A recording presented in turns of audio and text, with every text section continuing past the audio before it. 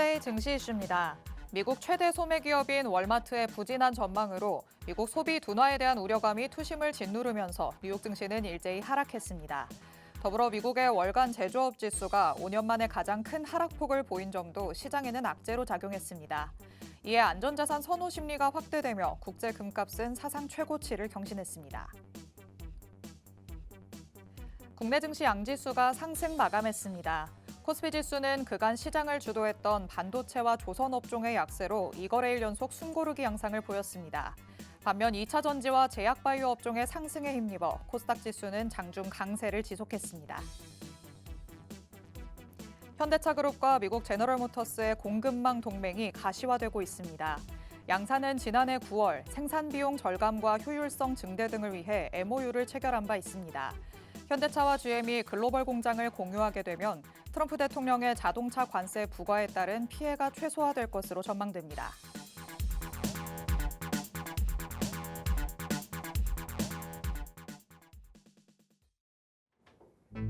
별이 빛나는 밤, 여러분에게도 붉게 빛날 수 있도록 밤을 반짝 함께 열어보는 시간입니다. 9시 주식광장 진행의 권지영입니다.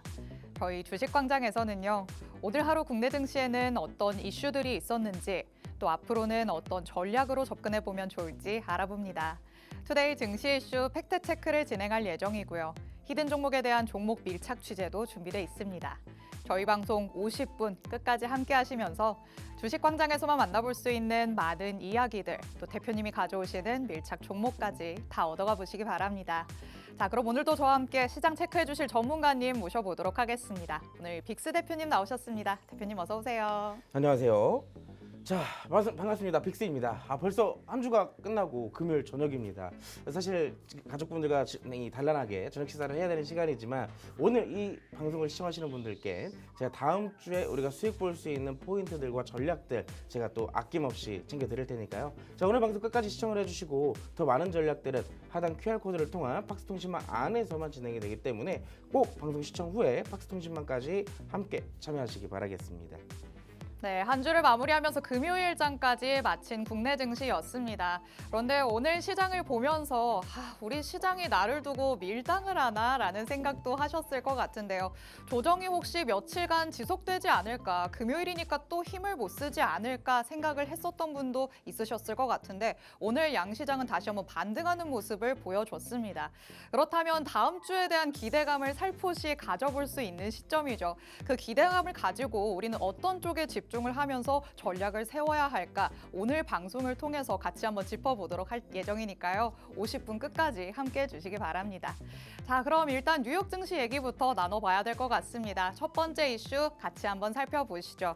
자, 미국 최대 소매 기업인 월마트의 실적 전망이 예상치를 밑도는 모습으로 나타났습니다. 월마트의 실적은 보통 미국의 소비 경기를 가늠할 수 있는 주요 지표로 활용이 되고는 하는데요. 이런 부진한 전망처럼 만약에 경기가 둔화가 되는 상황이라면 증시에는 좀 어떻게 작용을 하게 될까요? 사실 이런 걸 두고 우리가 이제 갖다 붙이기식 나름이라고 얘기를 하거든요. 그래요? 사실상 어떤 시기가 되면 네. 소비 지표가 둔화됐을 시기가 그 시기가 이제 호재로 작용되는 경우도 있고 반대로 또 소비 지표 같은 경우 좋게 나왔을 때 악재로 작용이 되는 경우도 맞아요. 있습니다. 그렇기 때문에 지금의 시점에서는 요즘에 또 금리에 대한 얘기가 굉장히 많이 나오고 있는 시점인데 네. 또 특히나 3월 달에 금리 동결의 전망이 굉장히 유력한 시점이기 때문에 사실상 지금의 시점도 이 소비 지표 하나로 볼 수 있는 네. 이 마트들, 이 직접 유통업종들의 실적도 사실상 진짜 그렇게 반영이 될 수밖에 없는 시점이다라고 볼 수가 있겠죠. 근데 아시겠지만 사실 직접적으로 이렇게 소비 지표나 이제 물가 지표들을 포함해서 네. 이렇게 유통업종들의 실적들이 시장에 직접적으로 반영되는 것도 물론이지만 일단은 현재 미국 시장의 전반적인 추세 자체를 좀 알아야 될 필요는 있을 것 같아요. 특히나 지금의 미국 시장 같은 경우는 역사적 신고가를 계속 거듭해 나갔고 또 특히나 최근에는 이제 고점을 또 한번 두들기고 있는 시점이기 때문에 네. 이 시점에 대해서 강한 상향 돌파가 나오게 됐을 경우에 어느 정도의 매물 출회가 나올 수가 있다라는 점이에요. 그렇기 때문에 지금 고점 부담감에 어느 정도 차익 실현이 좀 계속 나오고 있다라고 살펴볼 수가 있을 것 같고 특히나 이제 다음 주 같은 경우는 시장에서 조금 경계감을 가질 수 있을 만한 이벤트가 또 있습니다. 네. 바로 엔비디아의 실적이 나올 예정인데요. 그렇죠. 매 분기마다 사실 이렇게 엔비디아의 실적들을 좀 앞두고 증시가 요동치는 모습들은 늘 있었어요. 왜냐하면 지금 전 세계적으로 가장 주목을 받고 있는 기업이 바로 엔비디아잖아요. 특히나 엔비디아의 주가가 1%, 2%만 빠진다 하더라도 이 미국 증시의 지수 자체가 요동을 치기 때문에 전반적으로 고점에 대한 리스크들이 사실상 엔비디아의 실적을 앞두고 그대로 이어나가기가 사실상 좀 부담스러운 자리다라고 네. 살펴볼 수가 있겠죠. 그리고 사실 다음 주에는 엔비디아의 실적뿐만 아니라 개인 소비 지출에 관련되어 있는 PC의 물가 지출도 역시나 발표될 예정이기 때문에 맞습니다. 전반적으로 지금의 시장 조금 조심할 필요는 있다라고 말씀을 드리고 싶어요. 자, 그렇기 때문에 지금의 시점은 미국 증시랑 뭐 물론 한국 증시랑은 좀 별개로 움직이는 디커플링 현상이 심화되는 그런 부분들이 좀 나타나고 있지만 네. 그럼에도 불구하고 지금은 조금 유의할 필요는 있다라고 정리를 해드리도록 하겠습니다. 네, 이렇게 뉴욕 증시 분위기부터 짚어봤습니다. 사실 국내 증시에 뉴욕 증시가 미치는 영향력이 최소화되어 가고 있는 상황이기 때문에 뉴욕 증시 어느 정도 참고만 할 필요가 있다라고 볼 수 있겠는데요. 그럼에도 다음 주에 변동성을 품고 있다는 건 우리가 유념해 둬야겠죠. 자, 다음 주에 말씀해 주신 것처럼 엔비디아의 실적 발표가 예정되어 있고요. 그리고 연준의 통화 정책에 가장 크게 영향을 미치는 것으로 알려져 있는 PC의 가격 지수까지 발표가 될 예정입니다. 변수를 품고 있다라는 건 그만큼 국내 증시도 움직일 가능성이 있다는 얘기이기 때문에 여러분이 주시하시면서 그 다음 전략을 세워보셔야 될 것 같습니다. 자, 그렇다면 국내 증시 얘기로 넘어와서 오늘 분위기 한번 같이 짚어보도록 하겠습니다. 자, 오늘 국내 증시 양지수 그래도 빨간불을 켜댔습니다. 코스닥 지수는 사실 반등에 성공했다라고 볼 수 있겠지만 코스피 지수는 여전히 숨고르기를 보였다라고 얘기를 할 수 있을 것 같은데요. 오늘 시장에서의 약세 업종과 강세 업종들 지속성이 있을 만한 좀 유의미한 흐름이었을까요? 전반적으로 단기적인 이슈로 조금 작용된다라고 볼 수가 좀 있을 것 같아요. 네. 근데 저는 개인적으로 오늘 시장의 반등을 좀 별로 달갑게 받아들이지 못할 것 같습니다. 그래요? 왜냐하면 이 시장이 좀 과하게 올라온 부분들에 대해서는 확실하게 좀 차익 실현이 나와줘야 그 뒤에 따라오는 상승이나 이제 반등, 매수세들이 네. 강하게 치고 들어올 수가 있거든요. 왜냐하면 이게 시장이 충분하게 빠졌다. 그렇기 때문에 들어가야 된다라는 투자자들의 심리가 강하게 작용이 될 수가 있어요. 근데 이렇게 오늘 어제 딱 하루 빠지고 오늘 네. 이렇게 반등이 나오게 된다면 사실상 또 떨어지는 가능성을 염두를 해놔야 되는 시점이기 때문에 지금 투자자분들 입장에서는 살짝 애매한 포지션이 돼버렸군요. 맞습니다. 사실상 좀 애매한 포지션이 돼버린 거예요. 그렇기 때문에 또 특히나 다음 주에는 뭐가 있다 그랬죠? 엔비디아 실적이 있다 그랬잖아요. 그렇죠. 근데 엔비디아 실적도 역시나 결국에는 좀 어느 정도의 좀 양호하게 좀 나올 것으로 시장은 분석을 하고 있어요. 네. 근데 만약에 혹시라도 좋지 않게 나오게 된다면 또 시장이 여기서 뚝 떨어질 텐데 네. 여기에 대한 또 어느 정도의 매수세가 다시 붙게 됐을 경우 그 투자자들은 또 손실을 볼 수밖에 없는 그런 시장이 될 수밖에 없습니다. 그리고 우리 투자자분들이 보통 이 엔비디아에 대한 기대감이 상당히 높잖아요. 거의 맞죠. 어떻게 보면 이제 2022년도 당시에 네. 에코프로를 포함한 2차 전지가 굉장히 강세였었잖아요. 맞아요. 어떻게 보면 그때 당시에 2차 전지를 갖고 있지 않으면 수익을 못 볼 정도였었어요. 그렇죠. 근데 지금 시장도 마찬가지로 물론 지금이야 전반적인 수급 자체가 원활하게 돌아가기 때문에 다양한 테마들이 올라가지만 지금도 역시나 엔비디아는 모든 투자자들의 관심을 갖고 있는 그런 종목이기도 합니다. 네, 자, 맞습니다. 그래서 지금 시장은 결국에는 오늘 국내 증시를 좀 같이 한번 조금 살펴보도록 할게요. 지금 일단 간단하게 조금 잡아드릴 건데 현재 시장의 화면을 조금 보시면 아시겠지만 전반적으로 양 지수는 모두 상승해서 마감으로 끝났습니다. 코스피 같은 경우는 0.02%대 상승해서 끝났고 코스닥의 경우에는 0.8%대 상승해서 마감이 됐어요. 그렇다는 건 결국엔 수급의 동향을 조금 살펴볼 필요가 있다라고도 말씀을 드리고 싶은 거고 특히나 전일 같은 경우에는 외국인의 매도세가 굉장히 강했다라고 볼 수가 있었는데 오늘 보시면은 수급적인 측면에서 외국인은 코스피에서 또 강한 매수를 또 보여주기도 했습니다. 그렇다라는 것은 지금까지 금리 인하에 대한 기대감을 두고 기술주들의 중심인 코스닥 시장이 그만큼 올라왔는데 앞으로도 또 추가적인 상승을 보여줄 가능성이 높아졌다는 얘기예요. 자, 지금 보시면 코스피랑 코스닥의 차이점 또 하나가 있습니다. 기술적 분석에 대한 차이인데요. 코스피 같은 경우는 그동안 있었던 이 장기 이평선들에 대한 돌파를 두고 사실상 저항대로 작용되던 시점이었었어요. 근데 오늘 같은 경우는 어제 차익 실현을 두고 오늘 다시 한번 양봉으로 마감됐다는 것은 장기 이평선에서 지지를 받아주겠다는 의미로 해석되기도 합니다. 근데 반대로 코스닥 같은 경우는 아직 장기 이평선에서의 돌파가 나오지가 않았어요.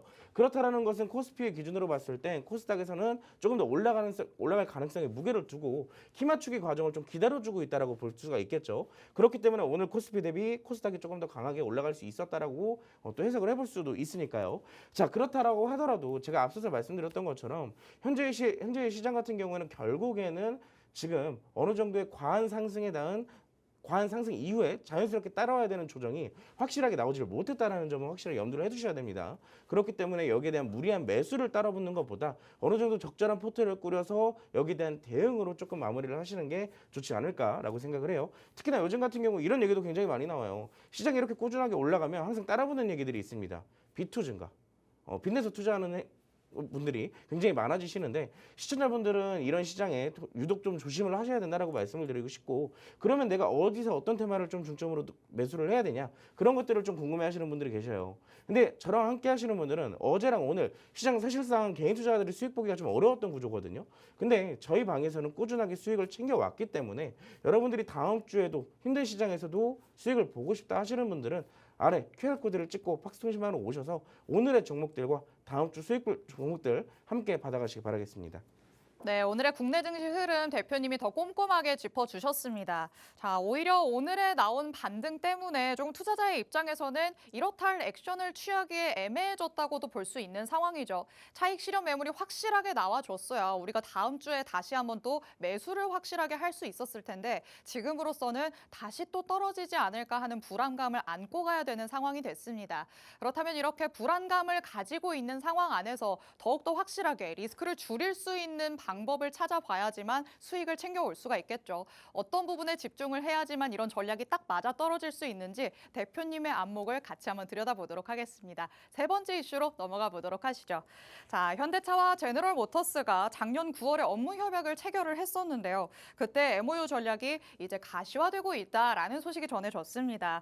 미국에 있는 제너럴모터스의 공급망을 공유를 함으로써 트럼프 대통령이 예고했던 자동차 관세 25%를 좀 어느 정도 우리는 그럼 피할 수 있게 되는 걸까요? 맞습니다. 어느 정도 좀 여기에 대한 부담감을 조금 완화시킬 수가 있는 부분으로 조금 작용이 될 것 같아요. 그렇기 때문에 직접적으로 오늘 수급만 보더라도 물론 자동차 업종에 대한 직접적인 수급도 굉장히 많이 들어왔지만 네. 전기차에 대한 매출 비중도 상당히 크기 때문에 지금의 어. 시점에서는 2차 전지에 대한 수급들도 상당히 많이 들어왔다라고 볼 수가 있습니다.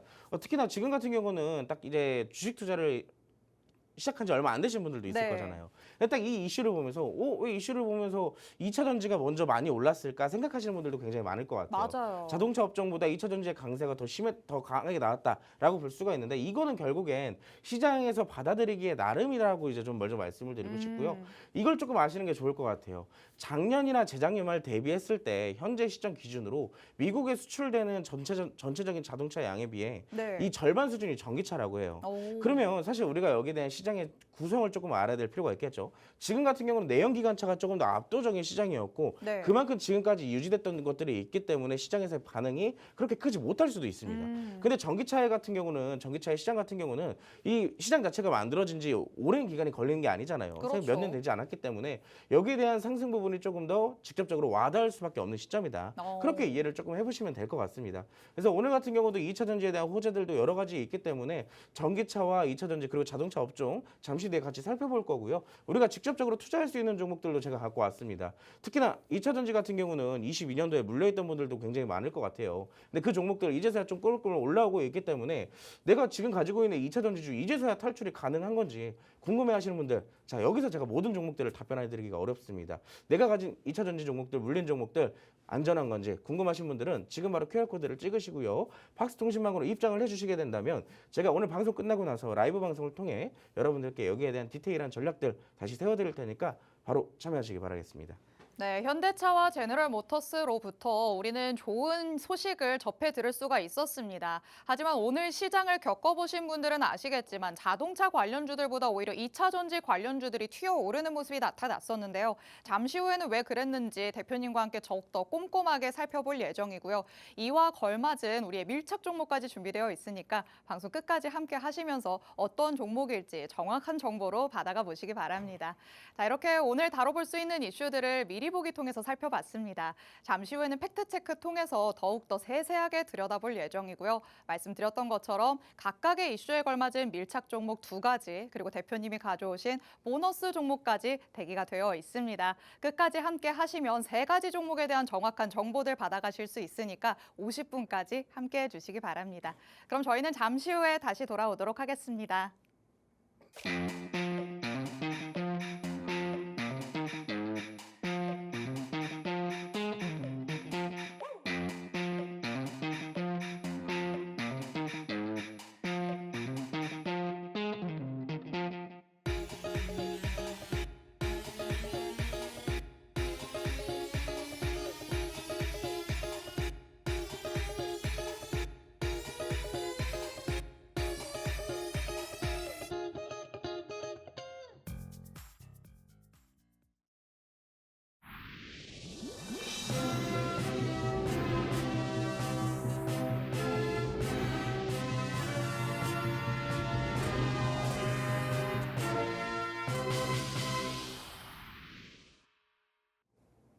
9시 주식광장 함께하고 계십니다. 저희 주식광장 누구에게나 열려있는 방송입니다. 지금 시청하시는 분들은 언제든지 자유롭게 팍스통신망 안으로 들어오실 수 있는데요. 하단에 QR코드가 계속해서 나가고 있습니다. 이 QR코드 스캔해서 통신망 안으로 들어오시면 오늘 방송에서 만나볼 수 있는 밀착 종목 2가지부터 보너스 종목까지 정확한 종목명, 자세한 가격 전략 다 받아가실 수 있습니다.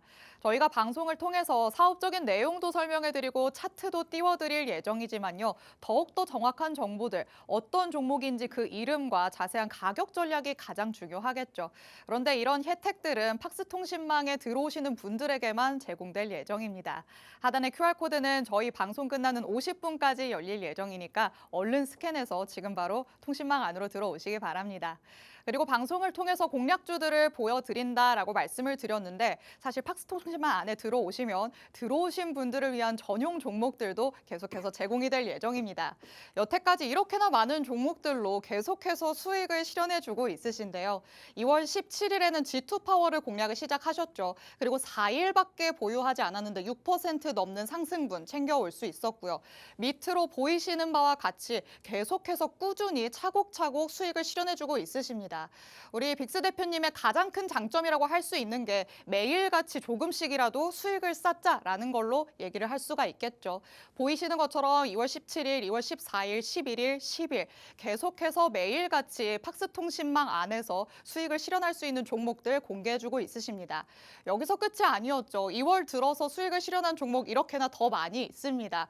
그리고 SP시스템스 살펴보시면요. 2월 4일에 공략을 시도를 했고요. 보유기간은 2거래일밖에 되지 않았는데 33% 오르는 상승분 제대로 다 챙길 수 있게 만들어 주셨습니다. 이렇게 짧게 공략하는 종목이라도 정확한 전략으로 맞아떨어지면서 30% 넘는 수익까지 챙길 수 있도록 해주시는 게 바로 빅스 대표님의 전략입니다. 이런 전략들은 팍스통신망 안에 들어오셔야지만 받아가실 수 있습니다. 하단의 QR코드는 계속해서 나가고 있는데요. 이 QR코드 스캔해서 들어오셔야지만 다음 주 장부터 장중에도 대표님과 함께 나가실 수 있습니다. 그리고 여기에 있는 이런 종목들 방송 공략주뿐만 아니라 팍스통신망 안에서 제공된 전용 종목이다라고 말씀드렸습니다. QR코드 스캔해서 들어오셔서 전용 종목들까지 다 받아가 보시기 바랍니다. 자, 이렇게 수익을 계속해서 조금씩이라도 쌓아줄 수 있게 도와주시는 우리 대표님, 오늘은 어떤 밀착 종목을 가져오셨을지도 만나봐야겠죠. 자, 첫 번째 이슈부터 같이 한번 팩트체크 들어가 보도록 하겠습니다. 자, 현대차와 제너럴모터스의 공급망 동맹이 이제 곧이다라는 소식이 나왔습니다. 글로벌 생산시설과 공급망을 공유하는 1차 포괄적인 협력 방안을 빠르면 다음 달에 공개하겠다라는 소식이 전해진 건데요. 자, 대표님 아까 미리 보기에서도 살펴봤었지만 사실 이 이슈 지금 막 주식을 시작하신 분들도 그럴 테고 사실 저도 주식 방송을 계속 해왔던 사람이지만 이거 자동차 관련주들의 좋은 내용 아니야? 라는 생각이 들었었는데 오늘은 희한하게 2차 전지가 더 많이 움직였어요. 근데 앞서서 말씀을 드렸던 것처럼 그런 내용이 있어요. 사실 이제 원래는 저 내용 관세에 대한 얘기가 처음에 나왔을 때는 네. 자동차 업종들이 먼저 올라가기도 했습니다. 근데 실질적으로 오늘 자동차 업종들이 또 같이 치고 올라가기도 했었어요. 네. 근데 막상 우리 눈에 띈 거는 자동차 업종보다 이 2차 전지의 상승세가 조금 더 두드러졌다라고 볼 수가 있는 게 맞아요. 첫 번째로는 제가 아까 말씀드렸던 매출 구조입니다. 결국에 이 시장 규모 자체가 원래 주식이 기대감으로 올라가는 거잖아요. 그렇죠. 근데 내연기관차 같은 경우는 이미 시장 규모도 형성이 되어 있고 성장성 자체도 이미 어느 정도 많이 올라와 있는 시점이기 때문에 이 성장성이 이미 끝이 보이는 시점인 거예요. 기대감이 이제 별로 없군요. 맞습니다. 기대감이 이제 자체가 조금 더 많이 떨어져 있는 시점이다라고 볼 수가 있겠고, 두 번째 같은 경우는 이제 전기차가 조금 더 이제 확장될 가능성이 높아지는 시점이잖아요. 그렇죠. 그렇기 때문에 2차 전지와 전기차 같은 경우는 22년도, 23년도 당시에 주가가 어느 정도 큰 폭으로 상승을 좀 만들어내기도 했었으나 사실 몇 종목 빼고는 거의 다 되돌림 현상이 나왔단 말이에요. 주가가. 그렇기 때문에 기대감 자체가 많이 줄어들어 있는 상태였었어요. 그런데 이 캐즘 현상이 계속해서 나타났었기 때문에 2차 전지의 발목을 잡는 게 바로 이 현상이다라고들 얘기를 하잖아요. 맞습니다. 그럼 지금 돌파구를 찾은 모습인 걸까요? 사실 제가 이제 그 뒤에 두 번째 포인트를 얘기를 해드리려고 그랬는데요. 네. 사실 오늘 2차 전지가 직접적으로 오른 요인이 뒤에 또 있습니다. 어떤 전고체에 거죠? 대한 얘기들이에요. 어. 왜 그러냐면 이제 여러분들 아시겠지만 우리가 얼마 전까지 로봇 얘기들을 굉장히 많이 했었잖아요. 맞아요. 로봇이 결국엔 뭐로 움직여야 돼요? 기대감일까요? 아니죠. 이게 단순하게 주가가 움직이는 걸 여쭤본 게 아니라 네. 휴머노이드 로봇 이제 전 세계 뭐 테슬라도 그렇고 두산 로보틱스도 그렇고 현대차도 그렇고 막 이 휴머노이드 로봇을 만들고 있잖아요. 그렇죠. 근데 그 휴머노이드 로봇이 결국에 뭐로 움직이냐는 거예요. 아, 글쎄요. 뭐로 움직일까요? 자, 2차 전지로 움직인다는 거예요. 그 로봇에도 2차 2차 전지가 같이 다 들어가는 네, 건가요? 2차 전지가 들어갈 가능성이 굉장히 높다라고 얘기를 하고 오. 있고 거기에 그 중에서 전고체가 직접적으로 이 실용이 될 가능성이 높다라고 시장에서 나왔기 때문에 아. 오늘 올라간 종목들의 대부분이 전고체 관련주 위주의 상승이 나왔단 말이에요. 자, 그렇다라는 것은 지금 재료가 두 개가 나왔잖아요. 일단. 그렇죠. 일단은 여기도 자동차에서도 좋은데 로봇 기대감까지 더해져 버린 거예요. 그러면은 2차 전지가 사실 기존에는 자동차만 보고 올랐던 과정들이라면 이제는 그때 당시는 이제 전기차의 시장이 너무 과하게 올라갈 게 아닌가라는 부담감에 좀 많이 내려왔거든요. 근데 새로운 재료가 또 덧붙여졌기 때문에 기존에 있었던 상승을 다시 올릴 수가 있는 가능성이 생겨버렸다는 거예요. 자, 기존에 특히나 실적에 대한 부분에 대한 걱정이 굉장히 많았다면 이 전기차뿐만 아니라 로봇까지 되니까 실적들이 당연히 올라갈 수밖에 없다라고 시장에서 인식이 될 수밖에 이제는 없겠죠. 진짜 정말 쓰일 수밖에 없다라는 시점이 된 거군요. 맞습니다. 그래서 이제 간단하게 이슈들을 좀 살펴보면서 훑어보면서 차트들로 한번 같이 보도록 하겠습니다. 일단 이슈를 좀 먼저 볼 필요가 있을 것 같아요. 이슈를 좀 짧게 다뤄드리도록 할게요. 이번에 올라간 이슈는 주요 원인은 이겁니다. 현대차가 미국 GM 공장에서 차를 만든다라는 얘기인데 이게 그냥 간단하게 얘기해서 그거예요. 이 트럼프 대통령이 결국엔 한국에서 만든 자동차 수출해서 미국으로 들어오면 그 자동차에 대한 관세를 25%를 매긴다라는 얘기가 있었잖아요. 근데 그런 부분들이 사실상 현대차만 피해를 보는 게 아니라 대표적인 게 한국 제너럴 모터스의 얘기를 들어봐야 됩니다. 한국 제너럴 모터스 같은 경우는 공장에서 만드는 대부분의 차량 종류에서 90% 이상이 미국으로 들어가요. 그렇다라고 한다면 관세를 25%를 먹인다라고 했을 때 사실상 가장 큰 피해를 보는 것은 현대차도 현대차지만 제너럴 모터스의 피해도 만만치가 않다라는 얘기입니다. 그래서 이제 미국 GM 같은 경우도 현대차랑 직접적인 동맹 관계를 맺어서 최대한 그 관세 우려를 좀 덜어내자라는 것이 현재 사실상 시장에서 좀 지배적이다라고 볼 수가 있겠고요.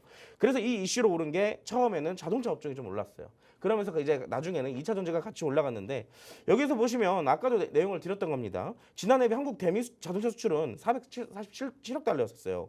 대략 약 50조 원이었는데 이 전체 대미 수출에서 차지하는 비중의 약 3분의 1이 자동차라는 얘기예요. 굉장히 많은 비중을 차지하고 있죠.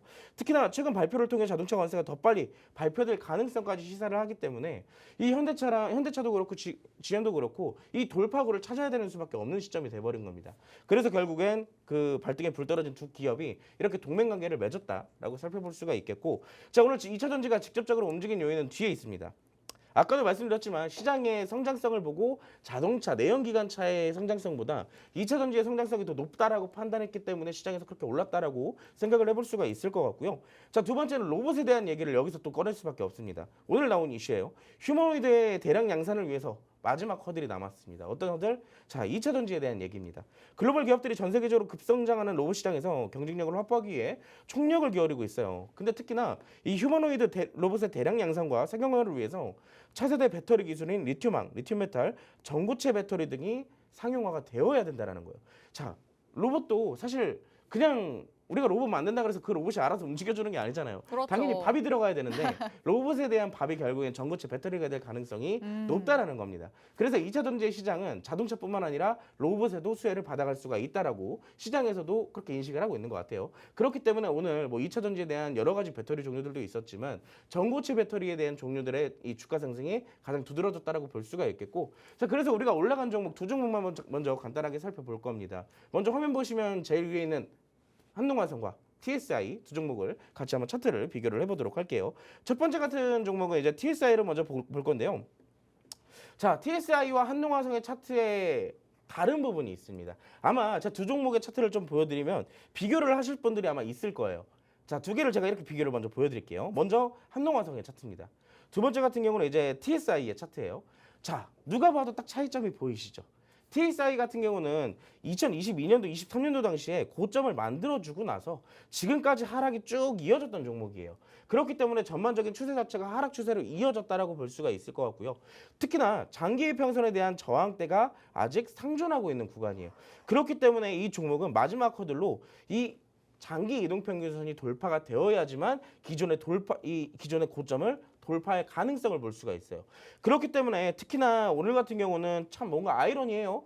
상한가도 아닌데 딱 25%에서 종가를 형성한 것도 25%에서 종가를 형성한 것도 물론이고 딱 정확하게 장기 이평선에서의 종가가 형성이 됐다라는 거예요. 딱 붙여서. 자, 그렇다라는 것은 이런 종목들 특히나 이렇게 흐름을 만들어 놓고 다음 주 월요일 날 갭상승으로 출발을 한다. 그럼 사실상 개인 투자자들이 잡기가 굉장히 까다롭거든요.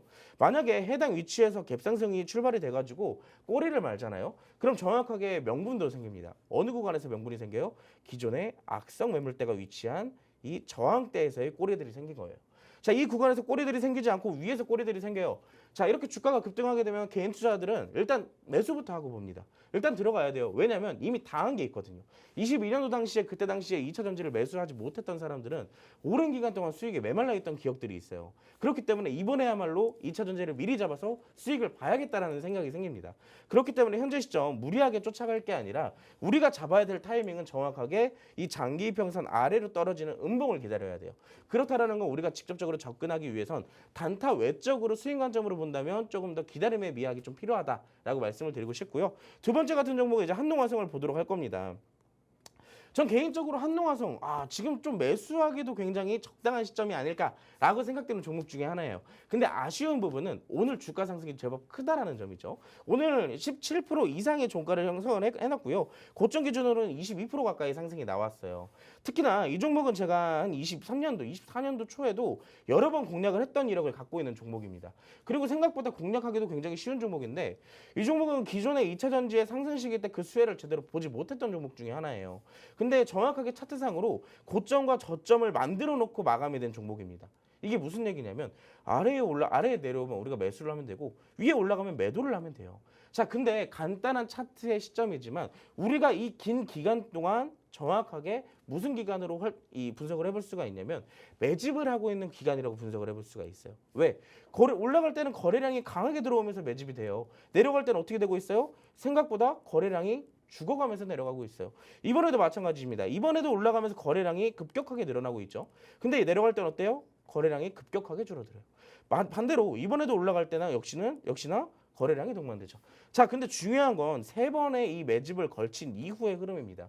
이번의 흐름인데요. 자, 사실상 한 번의 흐름이지만 한 번의 상승이지만 벌써 기존의 상승이 절반 가까이 올라왔어요. 근데 거래량이 어때요? 기존에 들어왔던 거래량에 비해 상당히 적게 들어왔다는 거예요. 근데 이건 무슨 얘기냐면 이 긴 기간 동안 매집이 어느 정도 완료가 되었고 오늘의 상승은 사실상 매물 테스트를 했을 가능성이 굉장히 높다라는 얘기입니다. 이미 어느 수급 주체가 이 물량들을 쥐고 주가가 상승하기를 기다리고 있는 시점인 거예요. 자, 그렇기 때문에 이 종목은 사실상 우리가 현재 시점에서 바로 들어가도 되지만 실시간 대응이 굉장히 중요하다고 말씀을 드리는 게 누군가가 결국에는 어찌됐든 주가가 매물출을 이 리스크 관리를 하게 될 거 아니에요. 주가가 올랐기 때문에.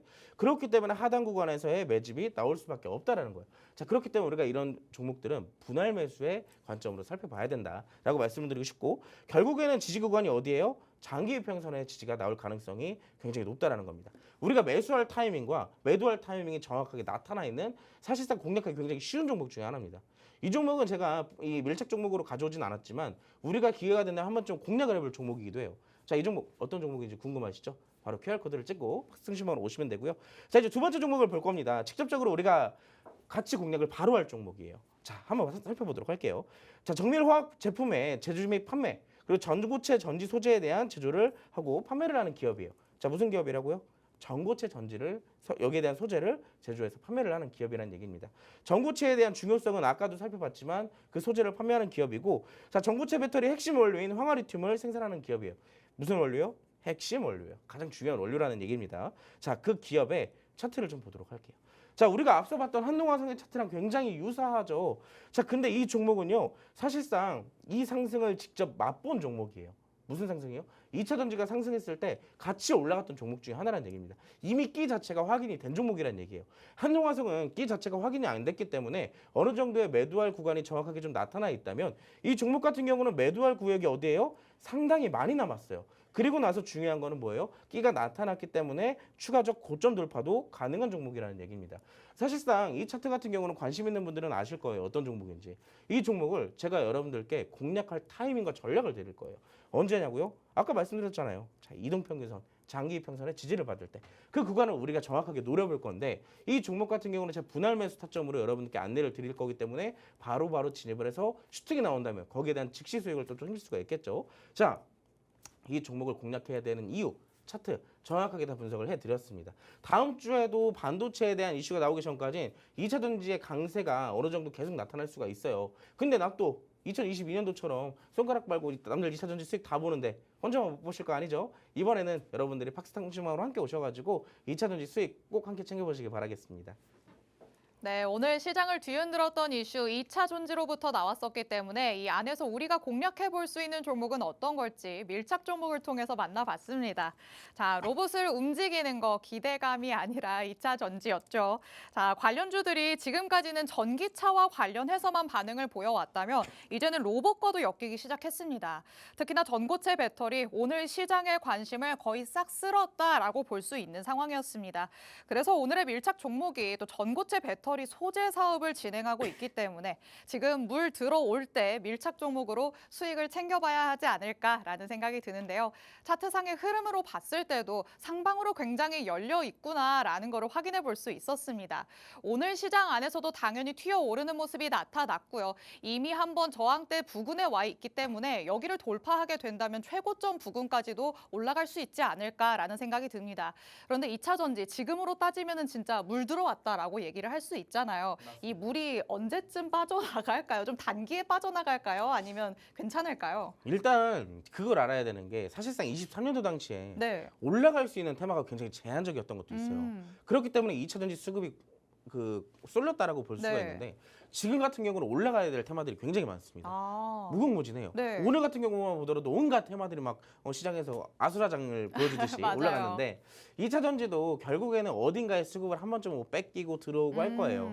그 시점을 우리가 잘 견뎌내야 되는 시기도 합니다. 네. 근데 다만 쉽게 죽을 타이밍도 아니고 오. 자 그리고 중요한 건 많이 올라갔다가 많이 내려왔고 많이 내려왔던 기간이 오래 걸렸어요. 대략 2년 정도 걸렸죠. 그렇죠. 그렇다라는 것은 어느 정도의 바닥을 잡기에도 충분한 시간이라는 얘기죠. 오. 자 그럼 우리는 이제 바닥에서 슈팅이 나왔고 오버슈팅이 된 종목들의 눌림목을 정확하게 공략을 한다면 기존의 2차 전지의 상승을 우리도 한 번쯤은 맛볼 가능성이 있다라고 정리를 해드리도록 하겠습니다. 네, 뭐 지금 들어와 있는 물이 언제 나갈지는 아무도 모르는 일이기는 하지만요. 그래도 2차 전지 이 섹터를 놓고 봤을 때 충분히 또 바닥을 다졌다고도 볼 수 있겠습니다. 그렇다면 이 다진 바닥 위에서 다시 한번 날아오를 준비를 하고 있다라고 생각을 할 수 있겠죠. 이렇게 그 다음에 나올 수 있는 추가적인 상승분을 여러분의 계좌 안에서 수익으로 꼭 챙겨보시기 바랍니다.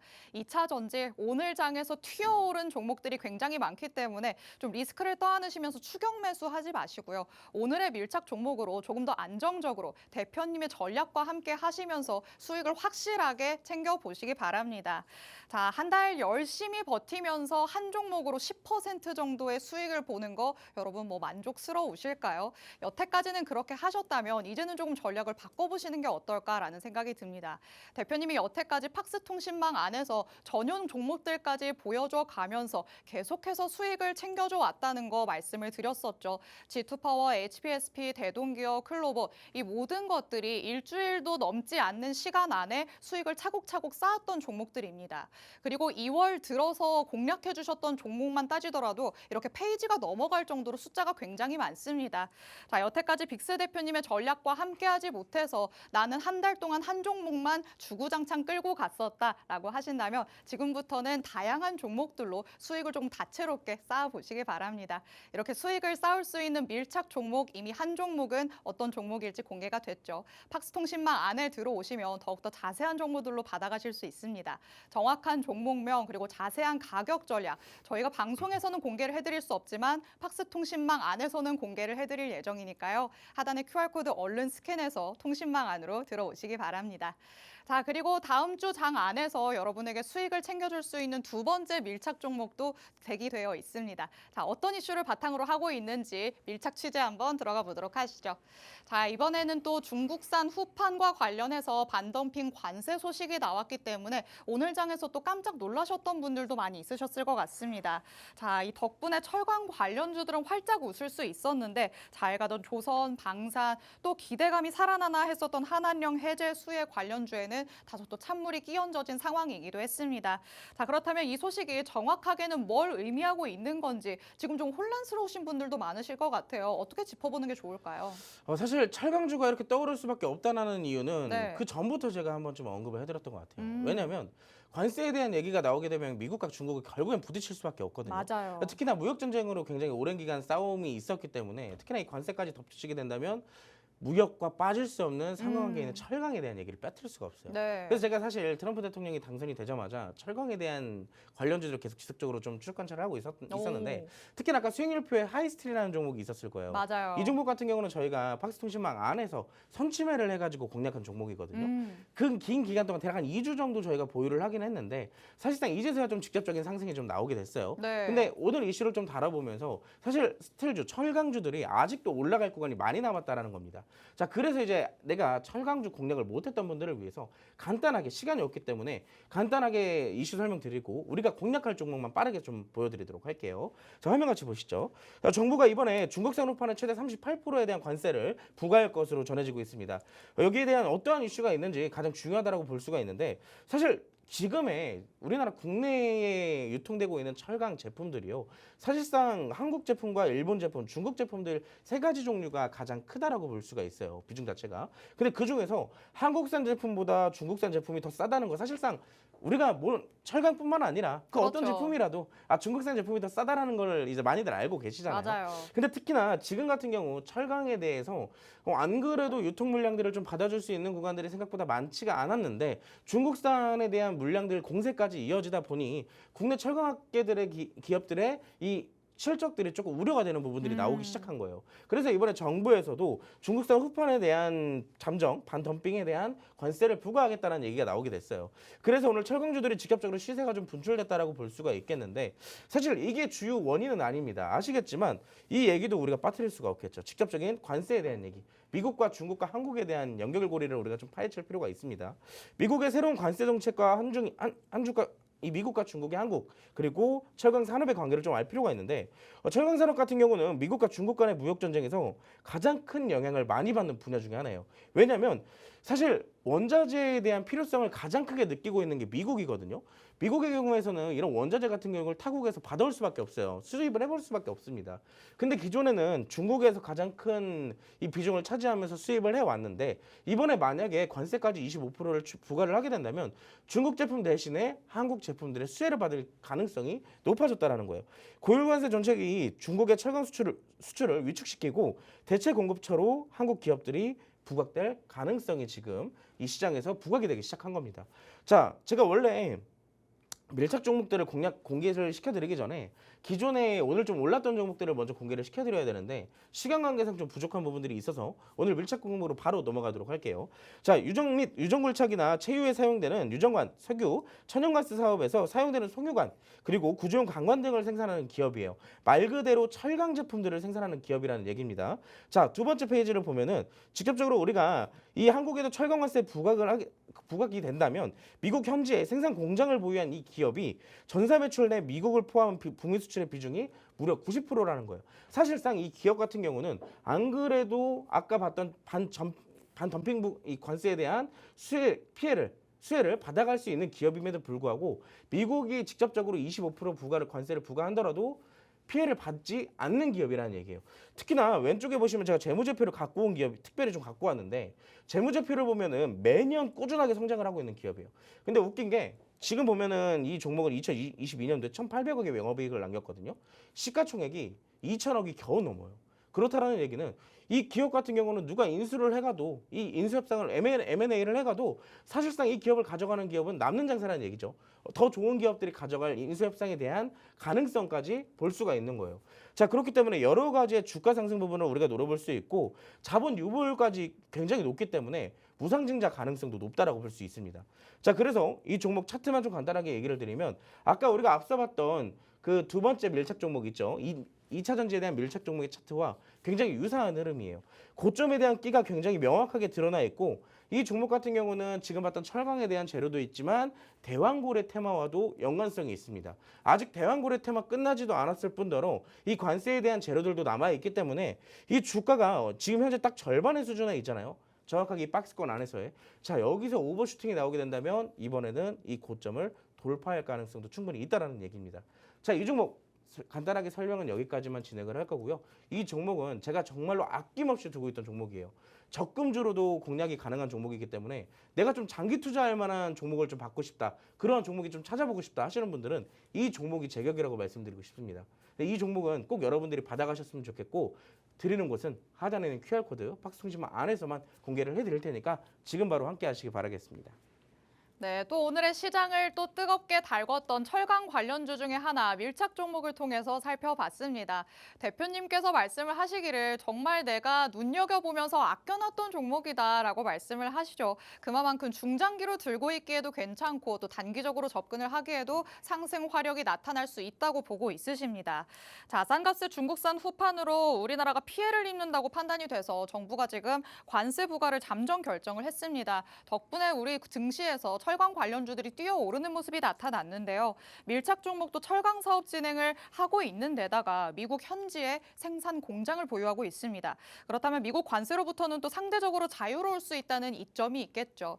그리고 주가의 흐름으로 봤을 때는 흐름의 패턴이 굉장히 명확하다는 장점도 볼 수 있었습니다. 자, 오르락 내리락 하는 이 와중에 그래도 이 박스권 안에서 조금 하단에 위치해 있다라고 할 수 있겠고요. 그렇다면 상단까지 확실하게 열려 있고 목표가도 뚜렷하다. 라고 볼 수 있겠죠. 하지만 자세한 전략을 저희가 지금 방송에서 공개를 해드리기는 어렵습니다. 그래서 팍스통신망 안에 들어오시는 분들에게만 제공을 해드릴 예정인데요. 하단에 QR코드 스캔하시면 언제든지 팍스통신망 안으로 들어오실 수 있고요. 그리고 오늘 밤 10시 40분부터 대표님께서는 라이브 방송을 진행하실 예정입니다. 이 라이브 방송 안에서 조금 더 자세한 얘기들 들어보실 수 있으니까 하단에 QR코드 얼른 스캔해서 들어와 주시기 바랍니다. 자, 이렇게 오늘의 밀착 종목 두 번째까지 만나봤는데 여기서 끝이 아닙니다. 대표님께서는 끝까지 시청하시는 분들을 위해서 항상 보너스 종목을 가져와 주시죠. 그렇다면 이 보너스 종목은 어느 정도의 수익을 가져다 줄 수 있는 종목일까 같이 한번 살펴봐야 될 것 같습니다. 자, 저희가 이 보너스 종목은 자칭 빅수익 종목이라고 지금 명칭을 딱 지어놨는데 그만큼 빅수익을 가져올 수 있는 확실한 종목일까요? 빅수익, 그걸로도 부족할 것 같습니다. 어머나. 빅빅 수익이라고 좀 명명하도록 너무 할게요. 좋은데요? 더 큰 수익을 가져갈 수 있는 그 종목인데 사실 어떠한 테마인지가 굉장히 중요하잖아요. 맞아요. 그래서 오늘 여러분들과 같이 살펴볼 종목의 힌트는 제가 반도체 유리기판에서 준비를 해왔습니다. 사실 지금의 시장 오늘도 뭐 양봉으로 끝났고 상승해서 마감이 됐지만 결과적으로는 대형주들 위주의 상승이 좀 지속됐기 때문에 엊그저께까지 이어졌던 반도체와 일부 기술주들의 조정은 아직 끝나지가 않았어요. 근데 아까 우리가 앞서 봤던 것처럼 다음 주에는 뭐 엔비디아 실적이며 물가 지표만 나올 예정인데 이 부분들이 해소가 된다면 다시 자연스럽게 기술주의 상승이 나타날 수밖에 없습니다. 자, 보시면 저는 딱 여러분들과 팍스통신망 안에서 종목들을 공략하는 게 굉장히 일관적이에요. 어떤 부분이 일관적이냐? 시장이 하락할 때도 수익을 보고 상승할 때도 수익을 보고. 자, 왜 그러냐면 포트를 우리가 분산 투자를 해놓기 때문에 사실상 담아두고 기다리는 전략을 좀 가져갑니다. 그렇기 때문에 우리가 막상 매일같이 수익을 못 보더라도 하루에 3-4종목 이상의 수익을 볼 때도 있고요. 그리고 오늘처럼 특히나 어제처럼 시장이 빠졌음에도 불구하고 수익을 챙겨보는 종목들이 있었습니다. 특히나 제가 간단하게 두 종목만 좀 얘기를 드리자면 우리가 엊그저께 같은 경우는 G2파워라는 종목으로 수익을 챙겼어요. 근데 이 종목 아직도 보유를 하고 있다는 겁니다. 중요한 건 더 먼저 아세요? 오늘 시간에서 상한가 근처까지 갔다 왔어요. 자, 그렇다라는 것은 G2파워가 6%가 아니라 그 이상의 수익을 기록할 수도 있고요. 자, 아까 봤던 하이스틸이라는 종목입니다. 우리가 이제 하이스틸에 대한 얘기를 잠깐 해드리자면 이 종목 우리 2월 4일날 들어갔어요. 사실 저는 직접적으로 선취매에 대한 전략을 가지고 들어갔지만 생각보다 조금 늦게 반응이 나오기도 했습니다. 하지만 결국에는 철강에 대한 부각 때문에 우리가 오늘같이 시장이 하락했음에도 불구하고 이렇게 수익을 챙겨왔다라는 거예요. 자, 이렇게 전략을 가져가야 우리가 앞으로도 시장을 유연하게 대처를 할 수가 있고 여기서 딥하게 빠지다 하더라도 우리는 걱정 없이 수익을 꾸준하게 챙겨갈 수 있습니다. 자, 그래서 여러분들께 지금 딱 시기에 담아두면 좋은 종목 한 종목을 제가 알려드릴 건데 자, 뒷페이지를 보면 이제 아까도 말씀을 드렸었지만 반도체에 대한 얘기를 해볼 거예요. 반도체에 대한 얘기는 어떤 거냐면 아시겠지만 반도체에 대한 업황 굉장히 훈훈하잖아요. 그리고 AI에 대한 얘기가 나오면 나올수록 따라오는 것은 반도체입니다. 특히나 오늘 아침에 이슈를 아마 보신 분들은 있으실지 모르겠지만 이미 시장은 딥시크의 충격을 어느 정도 다 해소를 했어요. 특히나 오픈 AI의 챗 GPT를 사용하는 일간 사용자 수가 딥시크 이후로 출범했던 이후로부터 그 사용자 수가 다시 회복이 됐다라는 거예요. 사실상 시장에서는 이 빅시크에 대한 악재들이 너무나도 많기 때문에 사용하기가 꺼려지는 부분들이 크겠죠. 그래서 자연스럽게 어디로 들어가요? 기존의 대장한테 돌아가는 거예요. 자, 그러면 원래 미국 빅테크 기업들은 자연스럽게 미국 AI에 대해서 추가적인 개발을 계속 진행할 수밖에 없고, 그럼 자연스럽게 개발을 진행함과 동시에 따라붙어야 되는 건 반도체의 기술력이 될 겁니다. 특히나 지금 같은 경우는 반도체 시장에서 반도체 장비들도 올라가고 있지만 HBM, CXL, 유리기판, 액침 냉각, 오늘 또 반도체 시간회에서 액침 냉각 관련주도 올라갔죠. 그런 것처럼 전반적으로 반도체에 대한 훈풍은 아직까지 남아있다라고 볼 수가 있어요. 자, 그래서 제가 여기서 여러분들께 말씀을 드리고 싶은 건 오늘 여러분들과 유리기판에 관련되어 있는 종목을 공략을 해볼 거고요. 반도체나 디스플레이 산업에 쓰이는 시가액, 박리액, 세정액, 증착액 등을 제조해서 판매를 하는 기업입니다.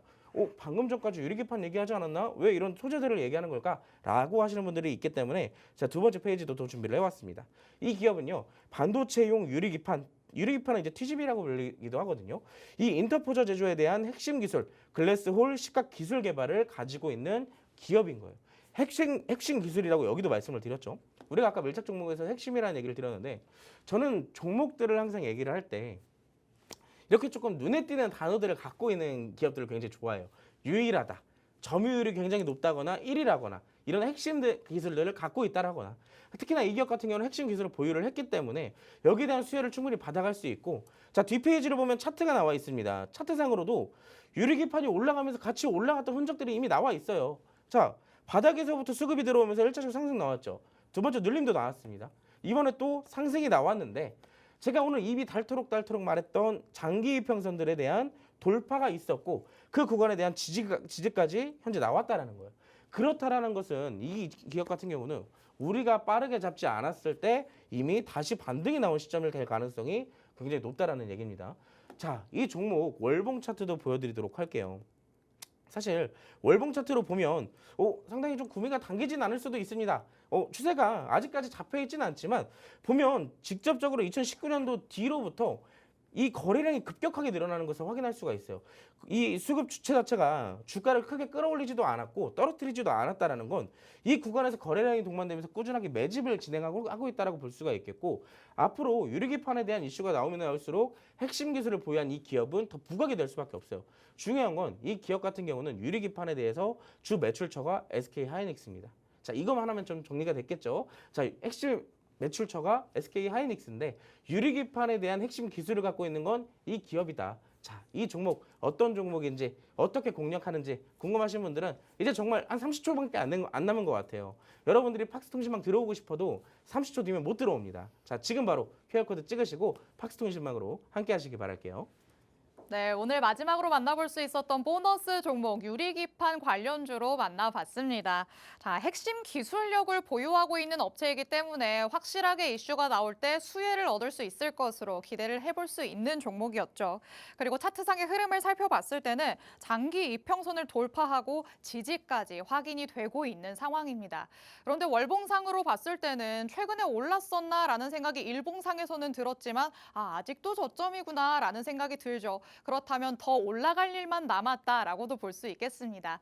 자, 이렇게 올라갈 일만 남은 오늘의 보너스 종목으로 수익을 확실하게 챙겨보고 싶으시다면 팍스통신망 안으로 들어오시기 바랍니다.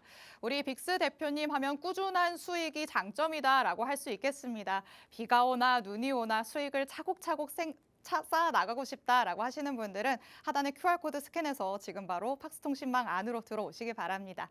자, 이렇게 오늘 금요일장 빅스 대표님과 마무리해봤습니다.